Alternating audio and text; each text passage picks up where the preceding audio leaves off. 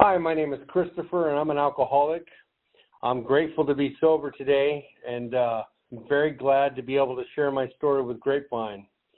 When I was 8 years old, I wanted to be a priest. I was burying animals in the backyard when they died, and I make little crosses. And one time, a baby possum died, and I couldn't take it. I separated from God and the devil in life, and I just didn't want to be here. I didn't want to be alive, and I just didn't feel a part of anything, and that feeling stayed with me and manifested through fear of other people and just feelings of not being adequate enough. When I was 14, I had my first beer, and it took all of those fears and feelings away from me. I felt like I could be a part of life again. My drinking started after that in high school, and I started drinking more and more. And the more I drank, the more I drank. I ended up blacking out and having bad things happen, but I kept drinking no matter what. I had to drink. And then it proceeded to escalate into vodka when I started to really black out and have bad things happen. I got a DUI when I was 17, and I took my fifth of vodka in my truck to the AA meetings to go get signed so I could still have something to drink that night.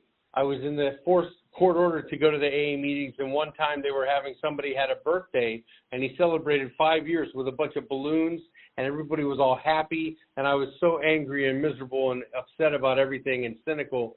I cornered the guy that had 5 years out in the parking lot, and I asked him, come on, man, tell me the truth. Not one joint, not one line, nothing for 5 years.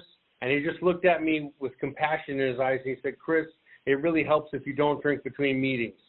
It was about 2 years after that that I finally hit my bottom of bottoms. I was hopeless and suicidal and had nothing left. I put my face into the carpet with blood, snot, and tears, and I said the first prayer I had said in years. I said, God, help me. I heard a voice say, get up, and I stood up. I thought God just talked to me, and I watched my hand reach into a pile of trash and pull out a business card that a man gave me at an intervention my mom had me go to. He said, give me a call if you ever get serious about not drinking.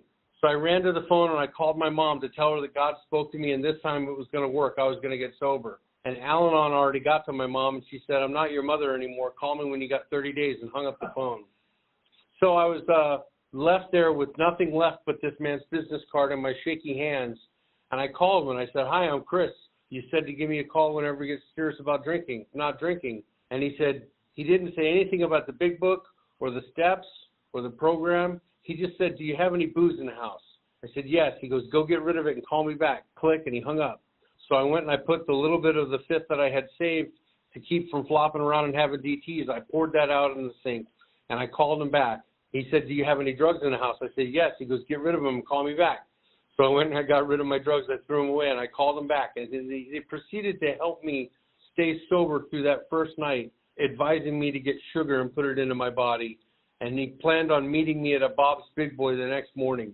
The next morning came. I made it to Bob's Big Boy without taking a drink, and he proceeded to pour extra syrup all over my pancakes and scared the crap out of me, talking about what this disease was going to do if I wasn't able to find sobriety. And I asked him, what do I do? What do I do? And he helped me. He walked me through the first step. We went over my powerlessness. We went over the things that I had done that I had no control over. Had I any control over drinking that I would have never done before? And then I realized, my life was unmanageable because of that. And then I went through step two, and, step two was come to believe that a power greater than ourselves could restore us to sanity. And I had this problem with what I thought God was or wasn't. And I thought God would be angry at me if I hit my knees to pray. I'd get hit with a lightning bolt or something. And so I had a problem with God. And he said, you know what? I'm just asking you to get on your knees and ask something other than yourself for help. And it turned out that that's all it really took to get me started with my prayer life, which has later developed into what it is today. But I started doing that, and I went through step 3, and I turned my will and my life over to the care of God as I understood him. I started working on my 4th step. I drug my feet. He had a face-to-face meeting with me, and he said, look, if you don't finish this step, we can't hang out, because you're denying somebody else a solution that could be getting it if you're not going to do this step. So do the step, and we'll talk, or don't, and I'll go our separate ways. And so I finished my 4th step because of that. I made a big, hairy deal out of the 4th step. I don't know why, but I did. It was a very daunting thing for me and emotional, but I finished it. And then I went up on a mountain with my sponsor, and he took me up there, and we went through the fifth step of Alcoholics Anonymous, where I shared what I had written down, and I shared all of those things, and it changed my life. It felt like a diesel truck had been lifted off my soul, and I could look at the world in the eye again. I was a part of the human race, and I felt like I had, even though I had felt like less than my entire life up until that point, I felt a part of, and I felt enough. And that's where my progress really started in AA. I went through the 8th step, went through the list, and started making amends. It wasn't even near halfway through my amends before the promises started coming in true. So my favorite part of the big book is at page 152, where it says the most satisfactory years of your existence lie ahead. I think that's been true. And my sponsor told me that if I really put the work in and stayed sober for 5 years, within 5 years, I would have sold myself short with all the dreams and goals that I wrote down on a piece of paper. And that's come true to me. I've become a professional drummer. I do what I love for a living, and I work with others and carry the message. And I'm very grateful to AA for that. Thank you.